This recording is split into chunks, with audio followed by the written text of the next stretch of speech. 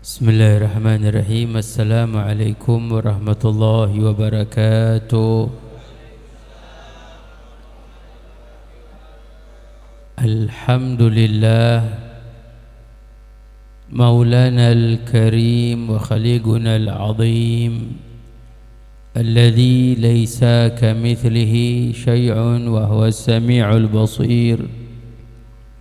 Allahumma salli wa sallim ala sayyidina Muhammadin nurika sari wa madadika al-jari wajma'na bihi fi kulli atwari wa ala alihi wa sahbihi ya nur amma ba'du.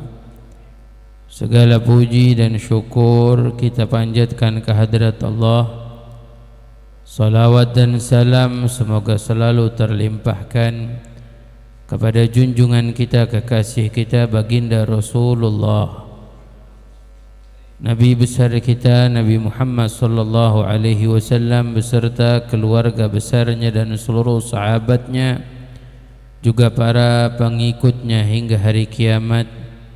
Yang kita hormati, kita muliakan para orang tua kita, para sepuh, para asatidzah, hadir bersama sahibul bait, sahibul majlis Haji Selamat dan kakanda beliau Haji Aman, dan para keluarga besar, para orang tua yang mohon maaf tidak disebut nama-nama satu persatu, namun tidak mengurangi rasa hormat, rasa ta'zim. Kita doakan orang tua kita, guru kita, dan semua jamaah hadirin hadirat, Allah panjangkan umurnya, Allah sehatkan badannya, Allah luaskan rezekinya, Allah mudahkan segala urusannya, amin ya Allah ya Rabbal Alamin.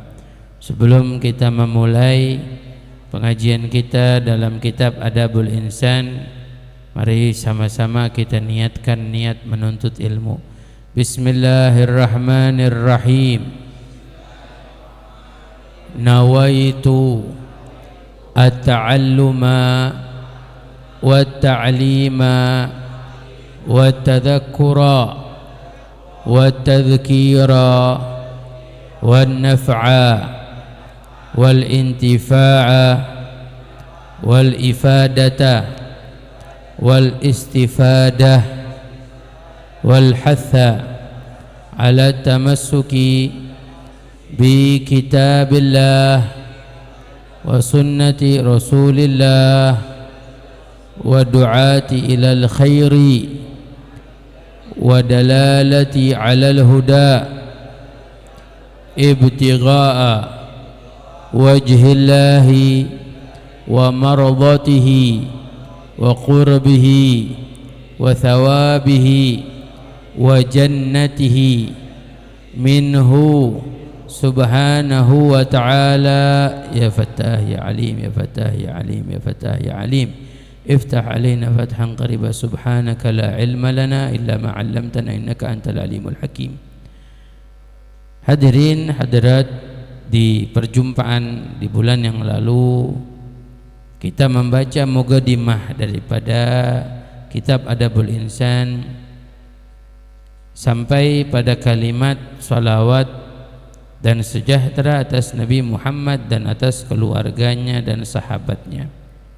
Kita sedikit menguraikan tentang salawat kepada Nabi Muhammad, begitu juga tentang makna keluarga Nabi kita Muhammad sallallahu alaihi wasallam, begitu juga para sahabat-sahabat Nabi kita Muhammad sallallahu alaihi wasallam. Kemudian Al-Habib Uthman mengatakan wa ba'du. Nah, ini wa ba'du kalimat faslul khitab, ya, pemisah dalam khitab, di mana disebutkan yang pertama membawakan kalimat wa ba'du ini adalah Nabi Allah Daud alaihi salam. Beliau yang pertama membawa kata faslul khitab wa ba'du, yang artinya dan setelah ini kemudian daripada itu maka di zaman sekarang Nah, ini di zaman sekarang berarti zamannya Al-Habib Utsman. Beliau wafat 1918.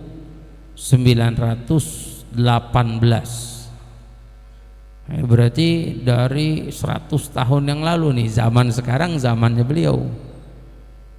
Ya, berarti sudah 100 tahun yang lalu, makna di zaman sekarang zaman beliau. Nah, di zaman beliau aja, nah ini disampaikan, apalagi di zaman kita nih. Apa kata beliau? Di zaman sekarang ini banyak orang yang tiada pegang aturan orang-orang baik. Di zaman sekarang ya, ini banyak orang yang tiada pegang aturan orang-orang baik. Artinya di zaman beliau saja sudah disampaikan banyak orang yang enggak berpegang teguh dengan ajaran-ajaran orang baik. Banyak orang menyimpang dari ajaran-ajaran orang baik. Ya. Dan banyak yang tiada kenal adat kelakuan yang baik. Artinya banyak orang meninggalkan adat istiadat, kebiasaan, perilaku, amal, ucapan daripada orang-orang baik. Maka dari itulah terbit segala kejahatan. Yang mana terbit artinya muncul ya. Nah, ini dengan bahasa dulu, terbit artinya nampak, muncul. Segala kejahatan yang membinasakan diri dan membinasakan lain-lain dan menyusahkan hakim. Makna hakim di sini pemimpinnya. Makna hakim di sini adalah pemimpin ya. Pemimpin, pemerintah, ini hakim disebutnya. Artinya sebab orang-orang jauh dari ajaran yang baik, orang-orang jauh daripada ajaran orang-orang baik, dari kelakuan-kelakuan yang baik, maka apa? Timbul segala kejahatan. Orang lebih banyak lari pada keburukan, pada kejahatan. Nah, ini di zaman beliau kurang lebih 100 tahun yang lalu lebih. Ya, timbul tuh. Yang mana kejahatan tersebut membinasakan diri, ngerusak diri kita sendiri. Tidaklah orang berbuat suatu keburukan kecuali efeknya kepada dirinya sendiri. Apapun kita bisa lihat, orang berbuat keburukan pasti efek baliknya kepada diri sendiri yang paling utama. Begitu juga membinasakan lain-lain, artinya juga berefek kepada yang lain. Ada yang berbuat jahat akhirnya jadi orang yang kena. Ya. Dan menyusahkan, menyulitkan. Ya, kita sekarang lihatlah di kampung kalau ada apa-apa yang jelek, siapa yang pusing? Pak RT, Pak RW. Pusing dia. Ada yang tawuran aja, Pak RT, Pak RW pusing dia ngurusin ini. Wah. Ada yang kenapa-napa di kampung, narkoba atau minuman atau apa, Pak RT, Pak RW yang pusing. Ini udah disampaikan oleh beliau. Nah, beliau katakan, adapun segala kejahatan itu, adapun segala bentuk kejahatan itu, maka sebabnya, apa sih sebabnya? Apa sebab orang ngelakuin kejahatan? Apa sebab orang berbuat buruk? Kata beliau, sebabnya karena tiada dapat ajaran yang baik, karena jauh dari ajaran baik, jauh dari majelis ilmu, jauh dari orang-orang yang membimbing, nggak punya guru, udah. Ya, sebagian menjauhkan diri dia sendiri yang ngejauhin, dia sendiri yang nggak mau datang, nggak mau ngaji, nggak mau duduk, nggak mau belajar. Coba kalau dia mau belajar sama orang-orang baik, mau duduk sama orang-orang baik, menjelas janas, orang yang duduk pasti dia dapat jenisnya. Kita duduk, kata Nabi, kumpul sama tukang minyak wangi, minimal kalau nggak dapat minyak wangi kita dapat wanginya dah. Kita duduk sama tukang pandai besi, kagak dapat percikan api, dapat baunya itu besi dibakar. Nabi yang ngasih ibarat begitu. Karena orang-orang enggan duduk sama orang-orang baik, maka orang tersebut jauh dari kebaikan. Suhbatul akhyar lil qalbi dawa. Bersahabat, berteman dengan orang-orang yang baik itu adalah obat dari penyakit hati. Orang-orang yang mau duduk sama orang soleh, mau belajar sama orang soleh, minimal kalau nggak jadi orang soleh dapat dah percikan-percikan solehnya, ya gak? Sampai ada satu ungkapan, kun ma'allah wa in lam takun ma'allah fakun ma'aman ma'allah fa innahum yuwasiluka ilallah. Jadilah kamu bersama Allah. Apabila kamu tidak bisa bersama Allah, nggak bisa ngedeketin diri sama Allah, nggak kenal Allah, jadilah kamu bersama orang yang kenal Allah, yang dekat sama Allah. Duduk sama orang baik, ngaji, belajar. Fa innahum yuwasiluka ilallah, karena mereka akan menyampaikanmu kepada Allah, mereka akan mendekatkanmu pada Allah. Salahnya kita diingetin, lupanya kita dibenerin. Orang-orang soleh, orang-orang baik. Coba kalau kita nggak punya sahabat, nggak punya teman, nggak punya perkumpulan yang bisa mengajarkan kebaikan, lari kita pada keburukan. Makanya kan ada kata nikmat kita bersyukur atas pilihan Allah. Kayak kita duduk di pengajian, ini nikmat kita bersyukur, kita ngaji, kita ibadah, kita duduk sama orang baik. Coba kalau Allah nggak jadiin kita di sini, di mana kita ada, di tempat apa? Itu mungkin hal yang kita lakuin bukan hal yang baik, malah bisa jadi hal yang buruk. Nah, paling enggak kalau kita pengen jadi orang yang baik, ya kita mulai, kita duduk sama orang baik. Jangan jauh-jauh dari orang baik. Pengen punya anak orang yang baik, ya kitanya juga mulai duduk jadi orang baik. Pengen punya anak soleh solehah, ya kitanya mesti duduk dulu di tempat yang soleh solehah yang baik. Nanti insya Allah nular ke anak kita. Nah kalau kita orang tuanya gak mau duduk di tempat yang soleh, gimana anaknya mau? Kata saya punya guru lah Habib Umar, kita ngaji bukan cuma sekedar ngaji nih, sulub yang ada di dalam tubuh kita ikutan ngaji. Apa tuh sulub? Sulub tuh yang bakal jadi calon anak keturunan gitu tuh, ikut ngaji. Dan saya pernah bilang, dulu ada di tempat saya ada bapak-bapak jauh tadinya, jauh dari Allah. Saya pulang 2007, dia ngomong, Mas Habib boleh gak ikut ngaji? Boleh, siapa yang gak ngelarang? Siapa yang gak ngasih? Saya bilang, siapa aja mau ikut ngaji mau boleh. Biar kata di jalanan mau ikut ngaji, ya ikut, bagus, berkah. Siapa tahu dapat sentuhan hatinya, Allah sentuh, Allah kasih hidayah. Dengan duduk dia sama orang-orang yang baik, ngumpul sama orang-orang baik. Subhanallah Pak Bu, saya baru ingat kemarin tuh, dia punya anak 3, dia selalu ngomong, gimana ya Bebe anak saya, ya Allah saya takut anak saya urusannya. Subhanallah dari kecil yang ngatu dipondokin.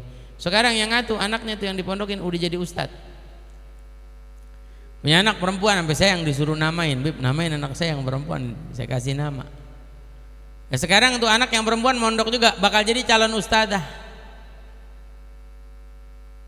Terus anaknya yang paling gede kagak sekolah pondok, kagak belajar agama, enggak, sekolah umum, sekolahnya mekanik. Tapi subhanallah sekarang itu anak yang gede ngaji, ngikut ke majelis Rasulullah, hadir. Saya pas ngeliat, ya Allah, ini si Fulan anaknya masya Allah semuanya nih. Yang ngatu ustadz, yang ngatu calon ustadz, yang ngatu lagi ngajinya nggak pernah tinggal. Sampai saya pernah nanya tuh, anak ente yang gede kenapa kagak kerja? Enggak Bib, dia nggak mau kerja. Kalau kerja malam katanya nggak bisa ngaji, jadi dia nyari kerjaan yang pagi hari yang bisa kerja, bisa ngaji malamnya. Saya bilang wah hebat. Nggak semua orang mau begitu. Demi dunia kadang-kadang ngaji kagak mau. Yang ngaji ntar dulu dah, urusan duit dulu nih, nafkah dulu nih. Iya, tapi jangan lupa kita ngasih nafkah keluarga kita bukan cuma duit. Nafkah batin, nafkah ilmu, nafkah pelajaran, perlu juga pembimbingan. Mohon maaf, nikah bukan cuma modal, cuman perlu modal, nikah juga perlu ilmunya. Sampai saya ngomong sama si bapak, Pak beruntung ente bukan kiai, bukan ustadz, tapi ente punya anak-anak jadi orang-orang soleh. Apa sebabnya? Masya Allah, ini orang mau duduk sama orang soleh ngaji. Kadang dia sampai ngomong, Bib saya mah kalau duit kagak punya, kagak bisa bantuin, tapi saya punya tenaga Bib, Abi perlu apa aja saya bantuin dah. Ngaji ini dia yang masangin sound system, dia yang gelarin karpet. Sebab mau duduk sama orang-orang baik, sehingga apa? Nular kebaikan itu nular. Makanya Habib Zain bin Ibrahim bin Sumait waktu di Madinah, saya waktu nyampe baru duduk nih, tahu-tahu beliau ngomong, siapa orang mau duduk sama ulama, ngaji sama ulama, belajar sama ulama, paling nggak cinta aja sama ulama. Kalau nggak jadi ulama, insya Allah anak keturunannya jadi ulama. Kayak kita ngaji dah, walaupun kadang-kadang paham gak paham. Ya paling enggak kalau kita nggak jadi orang baik, mudah-mudahan anak keturunan kita jadi orang baik. Kalau kita nggak jadi ulama, ustadzah, mudah-mudahan anak keturunan kita jadi ustadzah tuh. Barakah ngaji itu. Ya kita bisa lihat, masya Allah, Haji Selamat banyak kita lihat, masya Allah, rajin ngaji, cinta sama gurunya, cinta sama orang-orang baik, berkah hidupnya dikasih sama Allah. Ya mudah-mudahan kita semua yang hadir di sini dapat keberkahan, amin ya Rabbal Alamin. Makanya ya sebabnya karena tiada dapat ajaran yang baik. Mereka berbuat kejahatan, mereka jatuh dalam kejahatan karena nggak tahu. Kita ngelihat ada orang nih dia berbuat maksiat ini, kesian ya Allah, kesian. Kenapa kesian? Karena dia nggak tahu. Kalau dia tahu dia nggak bakal ngelakuin itu. Dia nggak sadar. Coba kalau dia tahu hukumnya, dia tahu dosanya, dia pasti sedih, nggak mau ngelakuin itu pasti. Ya, makanya ilmu itu, pengetahuan itu ketika kita dikasih ilmu sama Allah, Allah bukain nih yang kesyibbiha. Dengan ilmu itu dibuka sama Allah Subhanahu wa taala tuh. Mana yang baik, mana yang buruk, dibuka sama Allah tuh. Ya, sehingga apa? Sehingga ketika kita tahu tuh Allah kasih cahaya petunjuk buat kita. Sehingga yang nggak baik nggak mau kita ikutin yang baik. Itu ilmu, al ilmu nurun. Ilmu itu cahaya kata Imam Syafi'i. Ya, perlu kita duduk sama orang baik, perlu. Jangan sampai kita jauh dari ajaran yang baik. Nah, Al Habib Utsman bilang lagi, adapun ketidakadaan ajaran itu, nah ajaran yang baik ini kenapa nggak ada? Sebabnya karena kurang ongkos. Banyak orang ngerasa kurang biaya. Nanti kenapa nggak belajar? Nggak punya biaya, nggak. Ekonomi susah, kan? Ya kan banyak kan. Kita lihat ada orang ngelakuin dosa, perempuan seneng ngelakuin dosa, seneng maksiat, sampai jual dirinya dia. Kalau ditanya kenapa? Materi, Pak Ustadz, ekonomi, kurang ongkos tuh. Bahasanya bahasa dulu nih, kurang ongkos. Orang gitu sekarang nggak ada yang ngomong kurang ongkos. Apa? Materi, dunianya nggak ada, ekonominya sulit tuh. Sebab jadinya apa? Pertama, timbul kejahatan karena tiada ajaran yang baik. Kenapa mereka nggak belajar ajaran yang baik? Antaranya sebabnya kurang ongkos, atau karena tiada sempat, kata Habib. Atau dia nggak sempat, dia sibuk sama dunia dia sibuk sama urusan dia, sampai dia kagak mau ngaji, sampai dia kagak mau belajar. Atau karena tiada ada tempat pelajaran, atau nggak ada tempat pengajiannya, tempat pelajaran. Dia hidup dalam lingkungan yang udah nggak ada yang ngajarin ngaji, nggak ada yang bimbing, nggak ada yang nuntun, nggak ada yang ngajak kebaikan, sehingga betul-betul jauh udah. Ya kan? Nah ini sebab-sebabnya nih kata Habib Utsman. Pertama, nggak ada ongkos. Ya, kedua nggak ada apa? Nggak ada sempet, nggak punya waktu. Ditanya kenapa ente nggak punya waktu, anu sibuk nyari duit. Nah, ya udah. dengan kesibukannya nyari duit, ngurusin dunianya, dia tenggelam dengan dunia sehingga dia lupa dengan ajaran yang baik. Yang ketiga, atau tempatnya nggak ada. Ya, makanya 3 hal ini nih, ini jadi banyak jadi alasan nama orang kagak ngaji. Anjing ngaji mulu, nyari duitnya kapan? Nah, ya tempatnya kagak ada, bi mau ngaji di mana? Kampung saya, ya Allah. Oh, jangan sampai di kampung kagak ada tempat ngaji, jangan sampai di kampung kagak ada tempat ilmu, nggak ada majelis. Luar biasa. Saya dulu punya paman nyeritain, dalam satu kitab ada diceritakan ada satu kampung kagak ada yang mau ngaji, kagak mau ngaji, udah. Ini luar biasa nih, sampai saking kagak mau ngaji, sampai orang kampung semua sholat aja nggak tahu. Ada musola, masjid gitu, ditutup sampai dikunci, masjidnya dikunci, nggak pernah dibuka. Tuh masjid nggak pernah dibuka di kampung. Lewat satu ustaz tuh kampung, udah bertahun-tahun tuh kampung, udah gelap deh, bahasa kampung udah mati obor sama ilmu. Kagak ada yang ngajarin ngaji, nggak ada yang ngajarin sholat. Datang satu ustaz lewat tuh kampung, mau masuk masjid, masjidnya digembok. Kebetulan ada orang lewat, pak, ini masjid digembok. Iya pak, dikunci. Kenapa dikunci? Iya kagak ada yang ke masjid, kata dia. Gak ada yang ke masjid, nggak ada. Bapak mau ngapain di sini? Saya mau sholat, ini kan masjid. Oh bapak emang tahu sholat? Ya tahu sholat. Masa kagak tahu sholat? Kata ustadznya nih. Ya udah pak, bentaran dah. Saya tanya-tanyain siapa yang megang nih gemboknya. Nanya, dapat tuh gembok. Tiba-tiba habis nanya begitu, datang tuh orang-orang semuanya ngomong, Pak, emang bapak bisa sholat? Bisa, ajarin kita dong sholat. Lah emang nanti kagak pernah sholat? Muslim apa bukan? Muslim, tapi kagak sholat, kagak tahu sholat kayak gimana. Kagak ada yang tahu sholat kayak gimana, kagak tahu. Oh, subhanallah, katanya Ustaz. Ya udah dah, kata Ustaz, ana ajarin sholat, ajakin semua. Siapa yang mau belajar sholat? Oh diumumin sama dia, ayo mau belajar sholat, Ustaz mau ngajarin sholat nih. Kita kumpul di masjid semuanya. Kumpul orang, abrek-abrek sebanyak-banyaknya orang, semua ngumpul di masjid. Ustaz bingung nih, udah pas ngumpul bingung mau ngajarin gimana nih waktu sholat. Udah simpel deh, ajarin wudu dulu pertama. Sebelum sholat kan mesti belajar wudu. Diajarin wudu, gimana caranya? Gampang wudu, ikutin saya kata Ustaz. Wudu semua ngikutin tuh Ustaz. Ustaz basuh mukanya diikutin, basuh tangannya diikutin rame-rame, basuh kepalanya diikutin rame-rame. Tuh Ustaz basuh kakinya diikutin rame-rame. Udah selesai. Pas sholat bingung nih Ustaz mau ngajarin bagaimana nih, waktu simpel, waktu sholat. Akhirnya tuh Ustaz ngomong, ya udah ikutin saya. Kata tuh Ustaz, ikutin saya. Ikutin nih. Takbir tuh Ustaz, Allahu Akbar. Oh, semua ngikut takbir Allahu Akbar. Masuk waktu maghrib nih, maghrib sempit.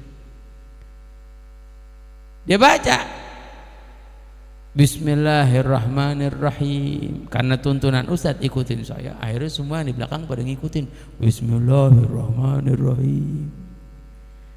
Ustaz bingung, ya diikutin, bacaan juga diikutin nih. Ustaz baca lagi Alhamdulillahirabbil alamin, ngikutin semua jamaahnya di belakang Alhamdulillahirabbil alamin. Wah kagak beres nih kata Ustaz, ini salah instruksi nih. Ngikutin sampai bacaan juga diikutin. Ar-Rahmanir-Rahim, baca semua Ar-Rahmanir-Rahim. Gedek nih Ustaz. Akhirnya tuh Ustaz dia ngomong, lu jangan ikutin gue. Semuanya ngomong, lu jangan ikutin gue. Akhirnya tuh Ustaz sampai pegel, lu semua orang gila, diikutin lu semua orang gila. Akhirnya tuh Ustaz udah pegel dia, sampai tuh Ustaz sendiri yang ketakutan dah sekarang nih. Dia yang ketakutan nih sama jamaah banyak, diikutin begitu. Akhirnya tuh Ustaz pegel, lihat ada pintu mihrab, dia kabur tuh Ustaz. Lah jamaah ngelihat kan suruh ngikutin tuh Ustaz, kabur semua lewat pintu mihrab. Tuh Ustaz ketakutan dilihat orang berkabur, naik manjat ke atas pohon, semuanya pada manjat ke atas pohon. Sebagian yang ngomong, Ustaz, ini kalau sholat mesti manjat pohon, kita nggak usah sholat dah, kata dia. Lah bukan apa-apa, salah instruksi itu, emang kagak pada ngaji, kagak ngerti. Sampai segitunya bener. Ya memang ada loh. Ada orang-orang yang kalau kita tanya nabinya aja dia kagak kenal, tanya Tuhannya aja dia kagak kenal. Muslim, jauh banget ini. Ya, mungkin nggak ada tempat atau kurang ongkosnya. Ya, nah, makanya alhamdulillah Allah kasih kita tinggal di tempat ngaji, bisa duduk di majelis, ngumpul sama orang-orang baik, bisa menerima pelajaran-pelajaran yang baik. Insyaallah jadi keberkahan buat kita semuanya. Maka dari sebab itu dikarang ini kitab. Nah, sekarang Al Habib Utsman bilang sebab begitu tuh. Sebab pertama nggak ada ongkos, orang sulit. Kemudian lagi nggak ada sempat waktu. Kemudian lagi nggak ada tempatnya. Maka Habib Utsman bilang saya karang kitab ini. Yang ringan harganya, ini ringan harganya. Berapa sih beli kitab kayak begini? Paling mahal 10.000. Ya, 5.000 ya, itu. Ringan, yang ringan. Ya dulu apalagi berapa kali? Dulu Habib Utsman, kenapa Habib Utsman belum dekat sama Belanda? Bukan masalah dekat sama Belanda. Dulu Habib Utsman itu memanfaatkan kesempatan. Karena dulu yang bisa punya mesin cetak cuman orang-orang yang dekat sama Belanda. Nah, Habib Utsman biar punya mesin cetak ya dideketin Belanda. Dicetak kitab-kitab supaya orang pada bisa ngaji. Itu dakwahnya beliau dulu. Nah, kalau Habib Utsman caranya memang begitu loh, bukan dakwah keras sama pemerintah zaman dulu ya, pemerintah Holanda enggak keras. Bodoh mau kakaknya, abangnya mau keras, Habib Hashim keras dilawan pemerintah Belanda. Kalau Habib Utsman bukan kagak dilawan, cuman ngelawannya halus. Bahasa kita pakai strategi, ini ngaji biar orang-orang semuanya kuat imannya dulu tuh. Itu strategi. Sampai kenapa coba nih kitab ditulis pakai Arab Melayu? Kenapa nggak ditulis Latin? Bukan Habib Utsman kagak bisa nulis Latin. Karena apa? Kalau nulis Latin Belanda bisa baca. Makanya ditulisnya pakai Arab Melayu biar kagak bisa baca, dia kagak ngerti. Padahal di dalam kitab ini mengajarkan supaya menguatkan iman kita. Ringan harganya dan kecil bukunya supaya ringkas. Ya, ringkas. Ya, ditaruh di saku, bisa dimasukin kantong. Ya, baju, di saku baju. Akan dibawa kemana-mana, bisa dibawa kemana-mana nih kitab. Ya, kemana-mana tempat. Ya, kesenangan yang kita senengin, kita mau bawa kemana aja bisa. Ya, atau tempat pekerjaan atau tempat kerja kita, tempat kita seneng kemana aja kita bisa bawa. Ya, buat dibaca. Ya, di waktu berhenti kerja. Ya, buat ganti dari dari omong yang tiada berguna. Daripada ngomong yang nggak berguna, ya mendingan ente ngaji dah, baca nih kitab ringkas. Ya, yang tiada berguna. Dan juga ini kitab dengan bahasa Melayu rendah, Melayu dulu maksudnya. Rendah maksudnya rendah itu bisa difahami banyak orang, ringan, Melayunya ringan. Ya, kita baca juga kita bisa paham. Apalagi kita kalau ngerti kaidahnya nih. Apa bahasanya Arab, apa dibilangnya Arab Melayu, Arab pegon dibilangnya dulu. Ya. Rendah supaya difaham sembarang orang, artinya setiap orang bisa paham. Ya mohon maaf, kadang-kadang ini kalau nggak kita ngaji baca sendiri bisa paham. Ya cuman kalau di ngaji sama guru kan diterangin, ditambahin wawasannya. Ada disampaikan sesuatu yang nggak disampaikan dalam kitab ini untuk menerangkan isi daripada kitab ini, supaya kita tambah wawasan kita. Maka diharap tiap-tiap orang yang mendapat ini kitab serta membaca padanya atau mendengar padanya, boleh ia masuk pada bilangan orang baik-baik adanya. Amin ya rabbal alamin. Ya, kita berharap kita ngaji ini kitab, kita baca ini kitab, biar apa? Biar kita masuk golongan orang yang baik. Ya. Nah, di sini disebutkan bermula namanya ini kitab Adabul Insan. Artinya kelakuan yang terpuji bagi manusia, artinya adab manusia, kelakuan terpuji bagi manusia. Biar kita jadi manusia yang beruntung, biar jadi manusia yang mulia. Manusia yang mulia ya manusia yang punya kelakuan baik. Dari kehebatan itu sampai Nabi Muhammad SAW diutus, pengutusan Nabi Muhammad SAW untuk apa? Menyempurnakan akhlak yang baik. Bu'itsu liutammima makarimal akhlaq. Ilmu adab. Ilmu adab nih ilmu yang penting. Dulu kata Imam Haddad, kami mengajarkan murid kami adab. Satu adab aja itu sampai bertahun-tahun, kata Imam Haddad. Ngerubah satu adab murid aja itu kadang-kadang bertahun-tahun. Ada punya murid pengambekan, ada punya murid benci aja sama orang, ada punya murid dendam aja sama orang. Loh kan kita mesti rubah itu sifat-sifat begitu. Itu kata Imam Haddad bertahun-tahun. Sampai orang-orang soleh dulu bilang, ada orang mau belajar ngerubah satu sifat aja, satu adab aja, itu sampai berguru, berjalan kaki, berkilometer-kilometer, ribuan kilometer, buat belajar satu akhlak, belajar satu adab. Ya, penting nih. Bukan hal yang nggak penting, penting banget. Kata Imam Malik, murid Imam Malik, waktu Imam Malik meninggal dunia, muridnya bilang begini, saya belajar sama Imam Malik 20 tahun, 18 tahun saya belajar adab, akhlak, 2 tahun saya belajar ilmu. Andai waktu bisa saya putar balikan nih, Imam Malik udah meninggal, andai saya bisa putar balikan, maka saya mau belajar dengan Imam Malik 20 tahun, belajar adab semua, belajar akhlak. Kenapa? Karena waktu Imam Malik meninggal, akhlaknya juga pergi ikut. Makanya kan disebut dalam pepatah, wa innamal umamul akhlaq ma baqiyat fa inhum dhahabat akhlaquhum dhahabu. Sesungguhnya dari umat ini orang-orang yang berakhlak itu tidak akan tersisa. Habis satu persatu habis. Fa inhum dhahabat, apabila mereka pergi meninggal dunia, akhlaquhum dhahabu, maka akhlaknya juga meninggal dunia. Kan saya pernah bilang, berapa banyak orang-orang soleh, guru-guru kita yang kita ngalamin, kita duduk nggak bakal kita dapetin kayak beliau. Lu almarhum Haji Madinah ngajar di sini, kita mau nyari lagi orang yang akhlaknya seperti beliau, kagak dapetin. Kita mah cuma nerusin doang, kagak bakal dapetin, nggak bakal dapetin kita. Guru-guru kita, orang-orang tua kita dulu, ya Allah, yang akhlaknya mulia, meninggal dunia, pergi akhlaknya juga pergi. Jangan sampai tersisa. Ini penting banget biar kita lestarikan, kita pelajarin, kita tiru, kita contoh, biar insya Allah anak kita, murid kita semua pada ngikut. Akhlak tuh tetap ada, tetap hidup tuh.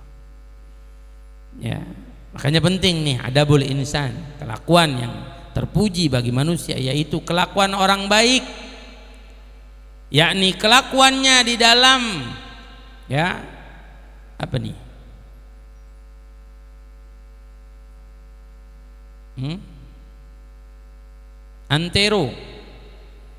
Antero hal ahwalnya, antara mungkin ya, ini salah nuskhah,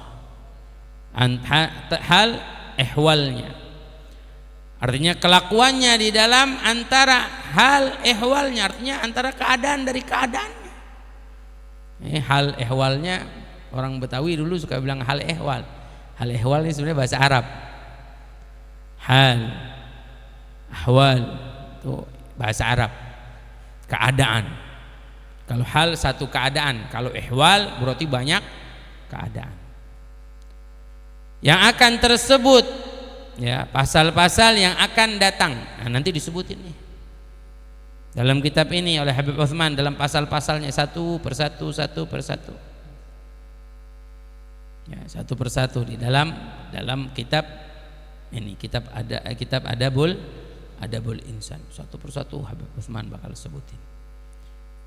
Nah, di antaranya adapun artinya baik. Nah, sekarang kita ditanya apa artinya baik, kata Habib Utsman, adapun artinya baik. Nah, kita kan sebut pengen jadi orang baik. Nah, jadi orang baik, baik apa nih? Apa baik itu apa? Maknanya baik? Kata Habib Utsman, adapun artinya baik yaitu baik hatinya. Orang yang baik itu adalah orang yang baik hatinya dan baik perbuatannya. Baik hatinya, baik perbuatannya, baik perangainya. Jadi kalau ditanya apa sih patokan orang tersebut bisa dikatakan orang baik, kata Habib Utsman, orang baik adalah orang yang baik hatinya. Hatinya baik sama orang, nggak pernah benci sama orang, nggak dendam sama orang, nggak iri sama orang. Ini orang yang hatinya baik. Ini paling penting, hatinya baik. Begitu juga baik perbuatannya, apa yang dilakuin baik, perangainya, dirinya, fisiknya baik. Nah, ini makna baiknya. Makanya kita perlu memperbaiki dua-duanya, baik hati, baik perangai, perlu. Kata Nabi, ma hasanallahu khalqa rajulin wala khuluquhu fatat'amahu an-nar abada. Nabi bilang dalam hadisnya, orang yang enggak memperbaiki dirinya, hatinya, enggak memperbaiki fisiknya, perangainya, fatat'amahu an-nar, maka dia cuma buat makanan api neraka.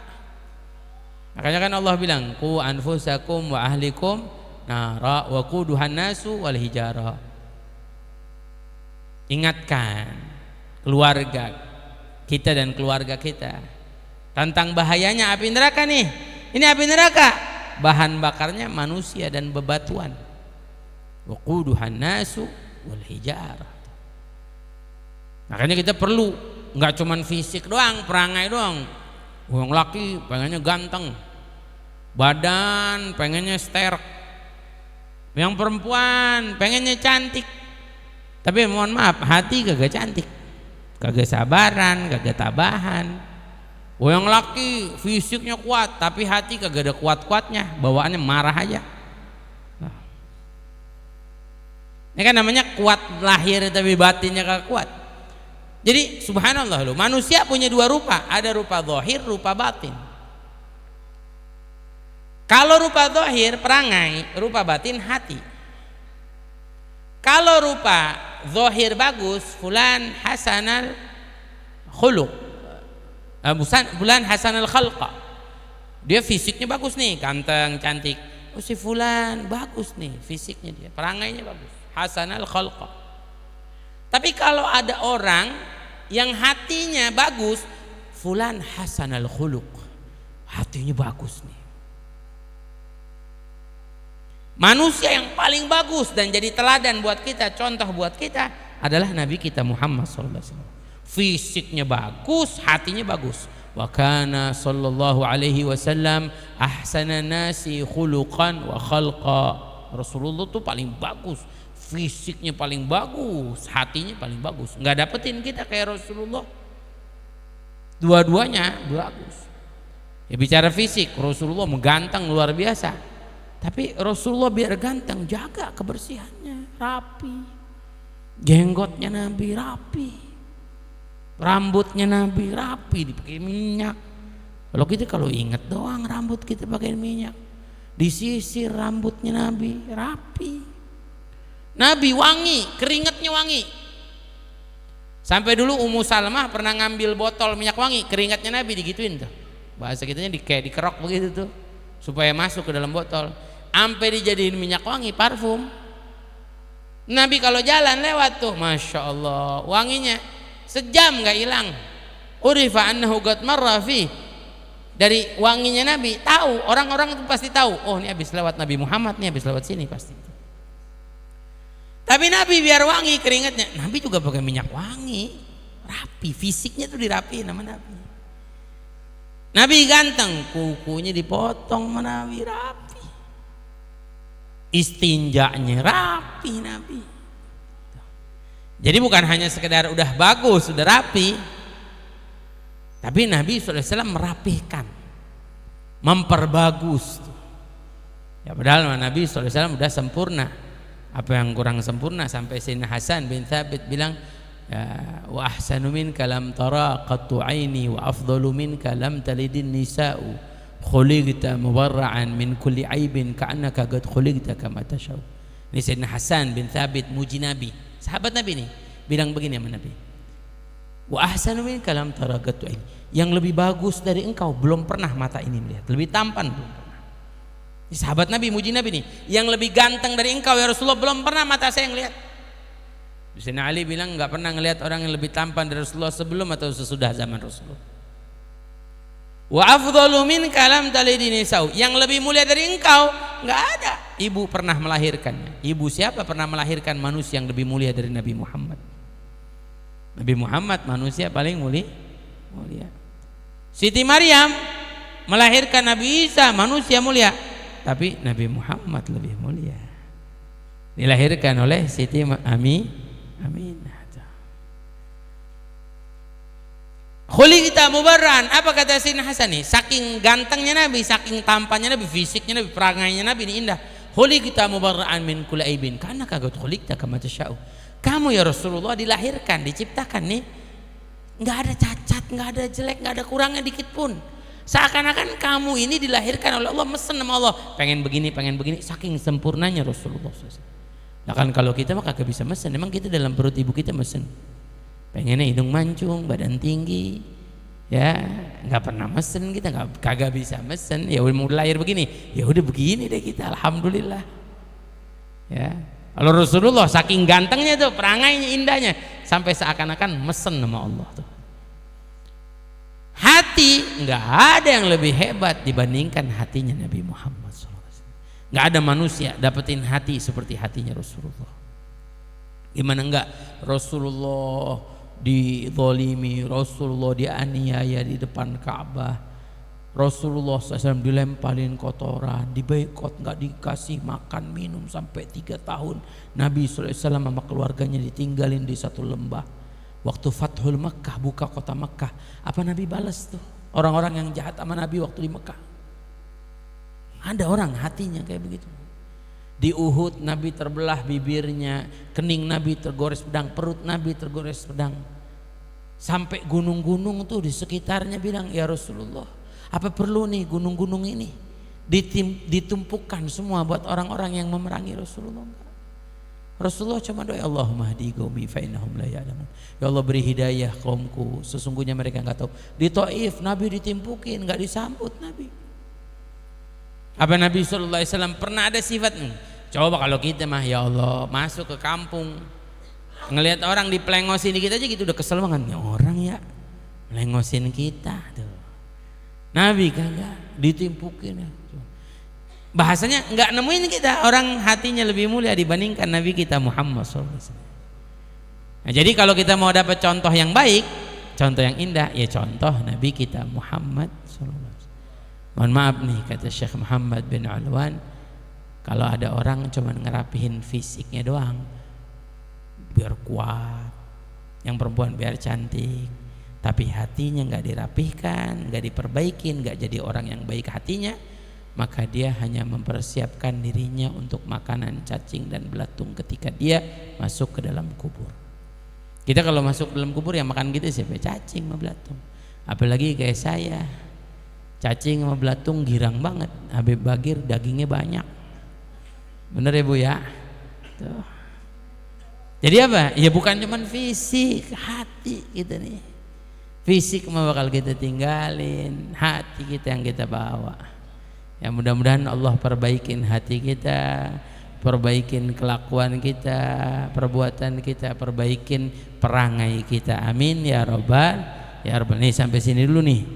Ya, adapun yang dikata manusia yang bijaksana, insyaallah kita sambung di bulan yang akan datang. Mungkin bulan depan akhiran ya sekalian Ramadan habis itu. Ya, bulan depan nanti kita sambung lagi insyaallah habis lebaran Idul Fitri. Bulan depan ya akhir buat tahun buat ini sebelum Ramadan, nanti kita sambung lagi setelah Ramadan. Mudah-mudahan Allah panjangin umur kita, disehatin badan kita, Allah beri keberkahan. Minta sama Allah ya Allah biar kita semua jadi orang yang baik ya Allah. Nih satu terakhir, amalin di bulan Rajab doa di dalam Al-Quran. Rabbana ghafir lana dunubana wa israfana fi amrina wa thabbit aqdamana wansurna alal qaumil kafirin.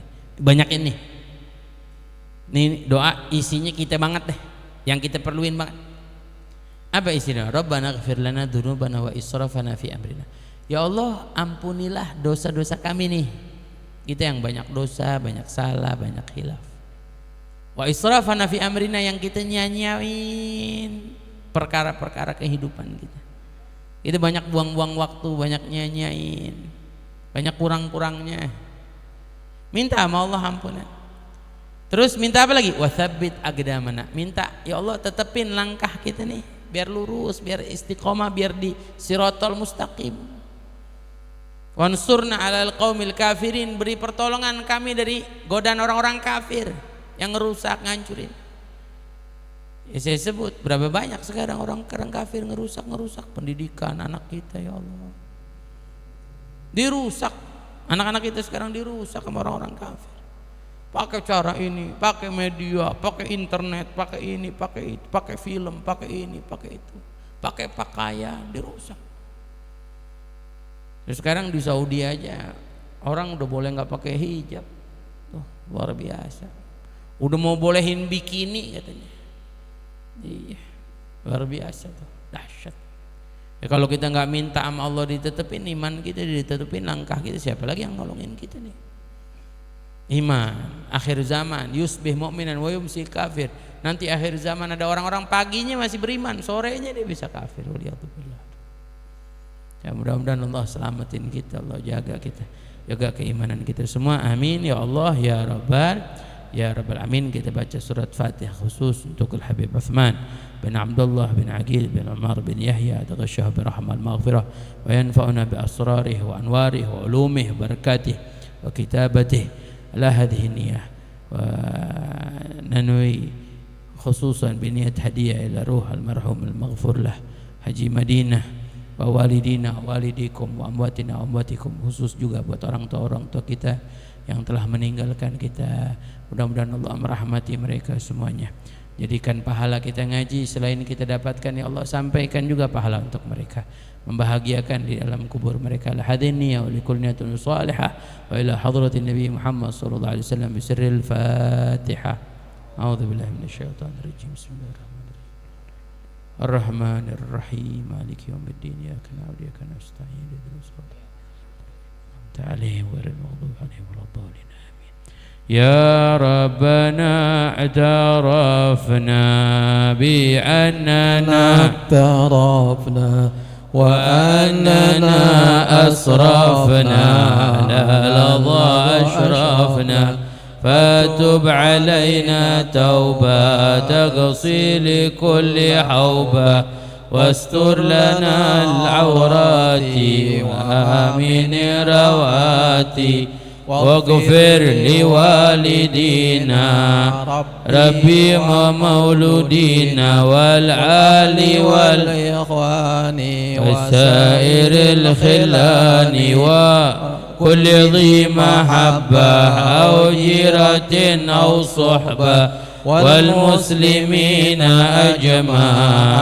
آمين ربي أسمع فضلا وجودا منا باكتساب منا بالمصطفى رسولي نحظى بكل سول بالمصطفى نحظى بكل سول بالمصطفى رسولي نحظى بكل سول صلى وسلم ربي عليه عد الحب وآله وصحبه داد طس صحبي والحمد لله في البدع والتناهي.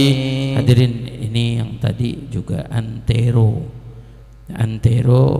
bukan antara, antero. Sebab antero itu dulu maknanya seluruh, ya, di antero negeri. Ya, saya ada sedikit apa namanya yang lagi saya perbaikin dari kitab ini, belum selesai, ya, diperbaikin lagi kitab ini. Jadi antero itu artinya seluruh, ya, al-ihwal, seluruh keadaannya, ya, seantero jagat, seantero negeri, ya, seantero atau seluruh, maknanya yakni kelakuan di dalam seluruh hal ihwalnya yang akan tersebut di pasal-pasal yang akan datang. Subhanakallah bihamdika asyhadu an la ilaha illa anta astaghfiruka wa natubu ilaik. Qabul insyaallah.